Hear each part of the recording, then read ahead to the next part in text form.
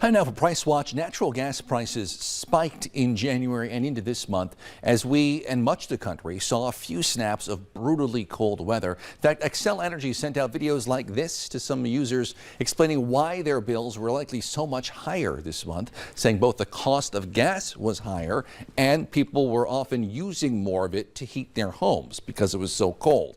Prices are still high nationwide, though not as high as they were a few weeks ago. This warm spell should help. Nationwide auto fuel prices are inching back down. The national average for a gallon of regular unleaded dropped almost 2 cents the last week, $3.14. However, North Dakota's average, often a little bit behind the national average in timing terms, actually rose 2 cents last week to $3.01. First time North Dakota's been above 3 in quite a while. Minnesota's average also $3.01. It dropped 6 cents in the last week.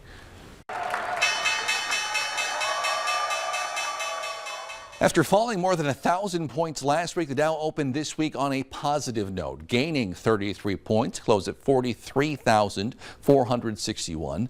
The Fed's favorite inflation measure is due out Friday, so keep an eye on that, see what it does going forward. Apple has announced it plans to invest $500 billion in the U.S. over the next 4 years, creating about 20,000 jobs.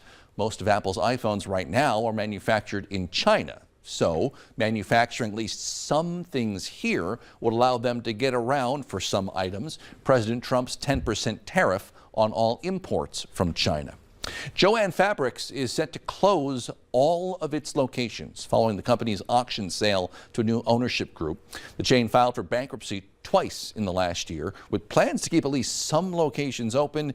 Now, Jo-Ann says they'll close all of its more than 800 locations. The company opened its first location in Cleveland, Ohio, back in 1943.